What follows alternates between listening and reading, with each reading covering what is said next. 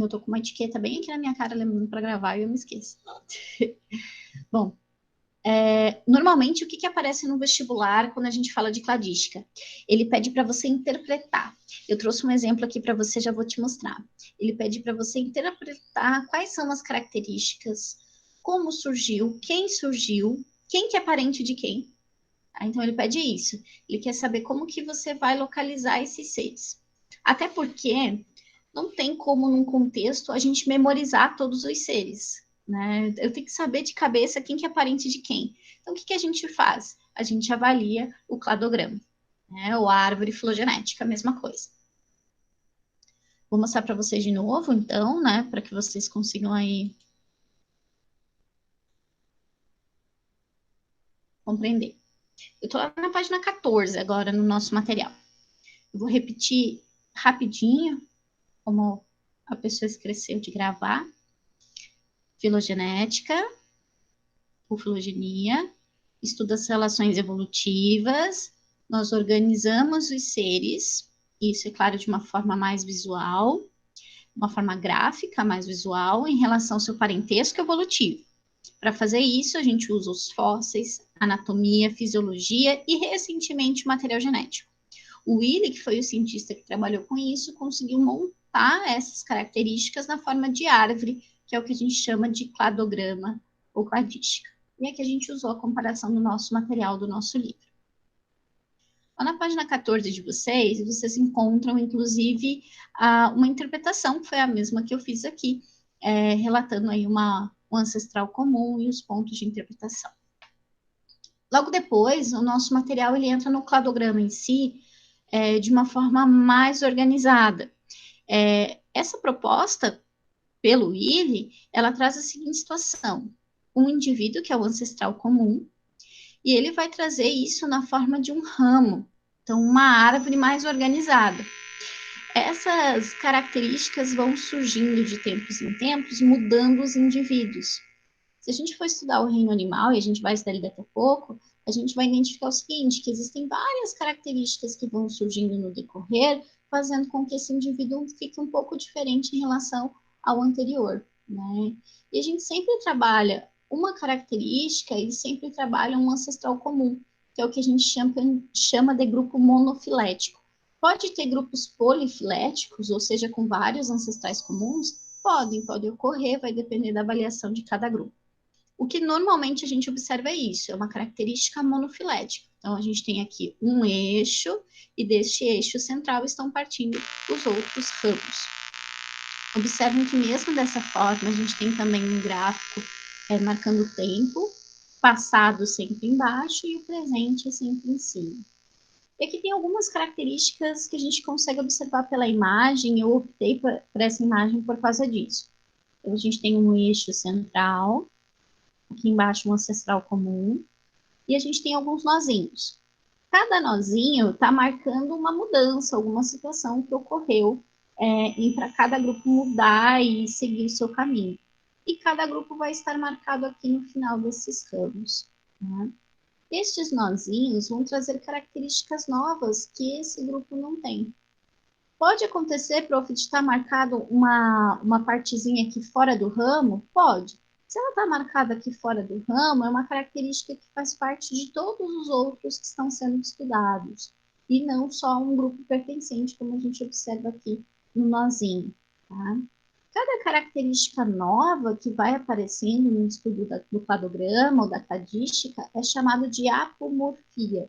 Então, toda característica nova é chamada de apomorfia. Deixa eu mostrar isso num grupo que fique mais fácil de visualizar. Eu peguei a mesma árvore de duas formas, tá? De duas representações. Essa, ela está organizada de uma forma mais linear, e aqui a gente tem, então, o estudo do Willi, normalmente um estudo monofilético. Sempre um ancestral comum. Então, aqui a gente também, mesmo que não apareça, temos um ancestral comum. Este ancestral comum deu origem a um grupo de seres, estou destacando aqui os cordados, então os animais que têm coluna, conhecidos como peixes sem mandíbula. Então, ele tem coluna, mas ele não tem mandíbula. Se a gente pegar esse mapa que está aqui ao lado, a gente encontra a primeira característica, são vertebrados. Né? Então, aqui a gente já identifica isso, porque ele nos trouxe ancestral dos cordados. Então, são vertebrados. Partimos para o primeiro ponto. Aqui não nos marcou os peixes sem mandíbula, como trouxe nesse mapa, tá? Mas eu tenho um outro eixo que vai me dar características, por exemplo, nesse grupo, de cartilagem. Então, os indivíduos começam a ter ossos, mesmo que simples, ou seja, tem coluna vertebral. Se eu for seguir o nosso mapa monofilético, a gente encontra um nó, e a gente encontra uma classificação. Então, os tubarões, por exemplo. Os tubarões são peixes cartilaginosos, como a gente encontra nesse mapa que está aqui ao lado. A única questão, tem coluna vertebral, mas ainda não é bem óssea, né? Então, ele tem essa estrutura, mas ainda é meio cartilaginosa. Observem que aqui a gente tem um ponto que está marcando uma característica. Então, essa característica, por exemplo, vou usar um exemplo, é a presença de tecido ósseo. Então, eu tenho aqui uma outra origem para a formação de tecido ósseo. Observa que aqui todos os indivíduos que estão para frente terão formação de tecido ósseo e não só de tecido cartilaginoso. Então, todos terão tecido ósseo. A mesma coisa acontece aqui. Observem que aqui a gente puxa um novo eixo. A gente tem um ancestral comum, que podia ser cartilaginoso, e eu puxo um novo eixo, que são todos aqueles que têm tecido ósseo. E aqui eu já consigo puxar os peixes ósseos. Vamos puxar para os próximos? Aqui a gente puxa um grupo, por exemplo, com uma característica de ovos. Vou dar um exemplo. Todos os grupos à frente vão produzir ovos. Vão ter formação de ovos mais resistentes. Então, bom, a mesma coisa pode acontecer aqui, né, com o caso dos anfíbios. Ou a gente pode usar a questão do pulmão, enfim, tem várias características que podem aparecer aqui. Logo depois, a gente tem aqui uma característica, por exemplo, de ovos amnióticos. Observa que nessa árvore em verde, o ovo amniótico ele abre um eixo bem grandão. Ele vai puxar os répteis, as aves e os mamíferos. E aqui também. Então, vamos dizer que a gente tem ovos amnióticos. Então, todo mundo que tem ovo amniótico está aqui para cima. Observem que eu puxei um eixo, que eu estou trabalhando só com ovos amnióticos, e eu consigo esticar esse eixo até o final e chegar aos pássaros. Eu consigo chegar, então, aos crocodilos, os répteis. Então, todos eles possuem ovos amnióticos. E a mesma coisa pode ocorrer aqui. Eu quero fazer um destaque. Vocês viram que os répteis e as aves estão muito próximos? Porque a origem evolutiva deles é muito próxima. Porque ambos possuem ovos amnióticos. A diferença é que um se adaptou a voo e o outro não. Mas ambos são muito parecidos evolutivamente, então são muito próximos. Aqui embaixo, nessa arvorinha azul, a gente tem uma característica. Então, ele puxou um ramo e me inseriu uma característica. Nesse caso, ele inseriu a característica de pelos. E a gente poderia inserir, por exemplo, a glândula mamária. Quem possui, por exemplo, nessa árvore, os primatas, e aqui uma nova classificação, um pouquinho distinta, os coelhos. Nessa árvore mais em verde, eu consigo também observar um ramo destacando aos mamíferos. E ele vai me fazer a pergunta: quem que é parente de quem? Quem é mais conhecido de quem? Qual é a relação de parentesco? Eu posso dizer, seguindo essa árvore que está aqui ao lado no azul, monofilética, que os pássaros, as aves, elas são mais parentes dos répteis. E eu posso dizer também que os primatas são parentes dos coelhos. E isso se dá pelas características comuns que eles têm. E nessa árvore verde eu posso fazer a mesma avaliação, só que sem essas características, né? Ele acaba não trazendo as características de cada grupo e normalmente você deduz que esse grupo vai ter uma característica ou não. Por isso que eu destaco. Ele faz parte nessa introdução, mas a gente vai conseguir destacar e firmar bem ele lá no final dos reinos. Quando a gente conseguir estudar todos eles, vocês vão conseguir comparar. Ah, realmente, o anfíbio é mais parecido com tal grupo por causa disso. Os répteis são mais parecidos com o grupo das aves por causa disso. Então, eles vão ter características próprias de cada grupo, mas também terão características relacionadas aos parentes, né? Aos parentes primitivos, alguns parentes extintos. Nesse quadro aqui em verde, eu destaco para vocês alguns extintos, olha, que foram marcados na imagem. Por exemplo, a gente tem um dinossauro, conhecido como réptil primitivo, que conseguiu dar origem aos répteis, às aves e acredita-se também em alguns grupos de mamíferos. A gente consegue encontrar todos eles aqui. Quero saber de vocês. Alguma dúvida? Ô, Está prof, muito daí no complexo? caso, ainda em relação à pergunta anterior, por exemplo, se eles perguntarem o ancestral, aí a gente vai ter opções, por exemplo, para a gente olhar as semelhanças físicas? Ou a Isso, gente você só vai ter pode. que... Só que no caso do cladograma, eu estou lidando com questões evolutivas. Então, vou ter que olhar as condições evolutivas. Ele vai te trazer? Vai.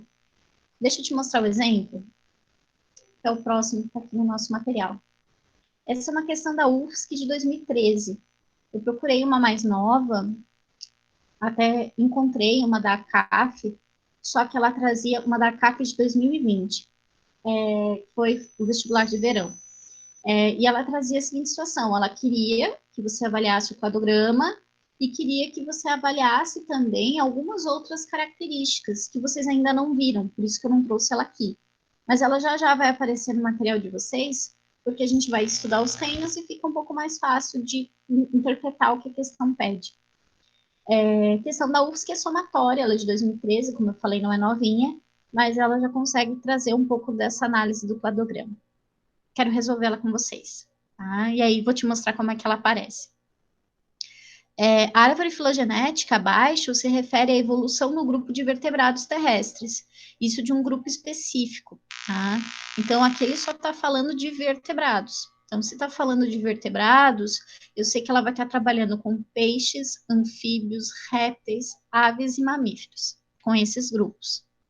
E ele fala o seguinte: olha, estudos paleontológicos realizados nas últimas décadas evidenciam vínculos evolutivos entre os dinossauros e as aves, os dinossauros e as aves modernas. Justamente, a gente sabe hoje que o parentesco é muito próximo entre os dinossauros e as aves, principalmente de acordo com os ovos, né? A semelhança é muito próxima e alguns destaques também para a anatomia óssea. A gente vai verificar que as aves, elas são todas adaptadas para voo, tudo. Inclusive os ossos, que são pneumáticos, têm uma porção maior de ar. Vamos avaliar esse cladograma. Então, aqui nós temos uma questão evolutiva, o tempo. Observem que ele está tratando de tempo, assim, pré-histórico, justamente para estar falando aí dos dinossauros. Está falando num grupo específico. Observa que ele puxou dois ramos. Aqui a gente tem um dinossauro, o Rhincosaurus, que possivelmente gerou aqui um grupo, um ancestral que gerou as tartarugas. A gente também tem aqui um grupo específico que gerou os crocodilianos. E aqui a gente tem um grau de parentesco. Observa que a gente tem um grupo de dinossauros, os pterossauros, e aqui ao lado a gente tem uma bolinha. O que está indicando essa bolinha? O surgimento das penas. Então é isso que eu tenho que ficar atenta. Nesse grupo específico surgiu penas. Dinossauros e aves. Sim, dinossauros tinham penas? Sim, recentemente a gente descobriu que tinha. Né? Em alguns grupos, nem todos poderiam ter penas, sim. E aí a gente vem para as avaliações, a gente sabe que a UFSC é somatória, então ela vai trazer formas de você fazer as continhas maravilhosas. Uma forte evidência do parentesco entre o dicionário, o dicionário é ótimo, dinossauros e as aves, foi a descoberta das penas. Sim. É claro que para a gente ter essa boa noção, você tem que memorizar esse contexto e aí também fazer o estudo do cladograma com a informação que ele te trouxe. Então, ele te trouxe que esse grupo aqui tem uma bolinha que vai ter pena. Então, ele te trouxe essa informação. Então, sim, está correto. Os dinossauros, assim como as aves, por possuírem fecundação interna e colocarem ovos com casca, eram independentes do meio aquático para sua reprodução. Ela está correta. E aí, por isso que eu destaquei a informação lá no final do material. Esses dados a gente vai trabalhar logo à frente, em que a gente vai discutir que tanto aves como répteis têm fecundação interna, vão ter formação de ovos com casca, vão precisar fazer ovopostura e vão precisar montar os seus ninhos. E é o primeiro grupo que vai ter ovo amniótico, ou seja, a formação do âmnion, mais material nutritivo, mais proteção, e que não vai depender da água. O grupo anterior, os anfíbios, por exemplo, eles dependem exclusivamente da água. Eles não conseguem reproduzir fora dela. né? Então, por isso a gente tem que conhecer todos os grupos primeiro para ajudar a responder essas questões. Entre os representantes vivos, os pterossauros são os parentes mais próximos das aves modernas. Se a gente procurar aqui o pterossauro, que está aqui, olha, ele não é o parente mais próximo. Por que que não é? Porque ele já me relatou que eu tinha um outro dino aqui, um T-Rex, que podia fazer essa parte. As penas tiveram sua origem em animais com capacidade de voo, sendo importantes para a finalidade por serem mais leves e impermeáveis à água. As penas, elas, é claro, auxiliaram os animais com voo, né? Mas aqui vale um destaque. Por serem estruturas leves e impermeáveis à água, depende de cada grupo. Tem grupo que a pena é impermeável, tem grupo que não. Né? Então, a gente precisa ver qual é a finalidade, se essa ave voa ou não. Tem ave que tem pena, mas não voa. E essa estrutura também não é impermeável, então depende de cada grupo. Né? Todos os animais representados no grupo possuem ovo amniótico. Ó, essa é uma característica própria do grupo. Se a gente for olhar todos os animais que estão aqui, todos eles têm relato de ovo amniótico. Serpentes, as tuataras, que é um tipo específico de lagarto, as aves, os dinossauros, as tartarugas, os crocodilianos, todos eles possuem ovos amnióticos. A extinção dos pterossauros ocorreu aproximadamente 200 milhões de anos. A gente precisa olhar aqui onde estão os pterossauros, 200 milhões de anos. Então, né, foi um pouquinho mais. Então, não encaixa. E todos os grupos representados na árvore possuem, então, representantes vivos. A gente observa aqui que não, né? Aqui a gente tem um grupo que tem, claro, representante vivo, mas que aqui a gente tem, por exemplo, os pterossauros que não tem representante vivo, esse grupo aqui também não tem, então a gente mata a questão. Essa é uma questão da UFSC bem legal, que é interpretativa e que ajudaria bastante, né? E aí a somatória fica 19. Por isso, normalmente aparece dessa forma, tá? Para avaliar. Ele vai te trazer para você identificar. É parente? Não é parente? Né? Tem alguma característica que é parecida com a do outro? O que que tem que é próxima uma do outro? Tá? Normalmente vai te aparecer assim nas questões de vestibular. Te respondi, Raia? Foi? Então, é isso, né? Quando a gente fala desses grupos, ó, encerrou, a gente vai falar desse tipo de classificação. Bem rapidinho, só para eu encerrar. Então, nós temos a filogenética, ou a filogenia, que é a representação gráfica na forma do cladograma, de conseguir encaixar os parentes evolutivos, então as características evolutivas. A gente fez isso por meio dos fósseis, estudo da anatomia, fisiologia e recentemente pelo estudo da genética, muito mais confiável e muito mais confortável também para classificar esses seres. O estudo da cladística nos permitiu formar as famosas árvores genealógicas. Então, a gente conseguiu montar essas árvores filogenéticas. Vou discutir as árvores genealógicas já já, mas é pelo mesmo processo. Essas árvores filogenéticas, elas conseguem ser organizadas de acordo com as características evolutivas do indivíduo. Então, vocês vão conseguir montar ela de acordo com cada estrutura evolutiva. Tá? Para conseguir identificar, observa características novas, observa os seus nós e observa também os seus ramos. Sempre na ponta de cada ramo, a gente vai ter um grupo novo, uma característica, né? Um indivíduo novo. E sempre na sua base, um ancestral comum. Este ancestral comum vai marcar aí algumas características que podem ocorrendo ao longo dos anos e que podem diferenciar os grupos. E é essa a intenção, a gente avaliar as características que foram diferenciando em cada grupo. Cada característica nova é chamada de apomorfia. Então, a gente tem aí algumas apomorfias ao longo dos indivíduos, da formação dos indivíduos. Até aqui, legal? Sim? Eu deixei para vocês 4 exercícios no plural, tá? Como tem que deixar exercício toda semana, um material toda semana, eu deixei lá no plural 4 exercícios. Vocês vejam, se vocês têm dúvida, me chamem. De preferência, se puder fazer hoje, amanhã, tá? Eu vou fazer uma microcirurgia na quinta, pode ser que eu não esteja enxergando, então vou precisar responder por áudio, aí fica um pouco complicado. Então, sugiro a vocês que façam o quanto antes. São 4 exercícios tratando da filogenia e tratando dessa questão familiar, dessa ligação de parentesco. Tá? Então, caso vocês tenham dúvida na interpretação, de como fazer, vocês podem chamar, eu estou à disposição para resolver. Certo? Tranquilito? Então, meus queridos, uma boa semana, bons estudos. Estou deixando menos exercício para não judiar tanto, estão ficando sempre 3, 4. Então, bom trabalho para vocês, bons estudos e o que precisar da prof é só chamar, certo? Tranquilo? Certo. Obrigada, prof. Até mais. Obrigada a vocês. Obrigado, Boas tchau. aulas. Tchau, Tchau, tchau. tchau. Tchau, prof. Ó, prof. Tchau. Gente, qualquer coisa é só chamar, viu? Ô, prof, Diz, Gabi. como que era o nome das diferenças mesmo? Apomorfias. Ah, tá. Obrigada, que Tá. eu não tinha pegado. A gente tem ele lá no nosso material também, você encontra ele lá. Tá bom. Ah. Muito obrigada, prof. Tchau. Por nada, tchau, tchau. Página 13 e 14, vocês encontram tudo lá. Tá? Tá. E aí, meninos, aproveitaram a aula? Sim, prof. Estão quebrando a quarentena juntas aí, é? Uhum. Tô Tchau, vendo, tô prof. vendo. Tchau, Tchau, gente. prof. Boas aulas. Tchau, tchau.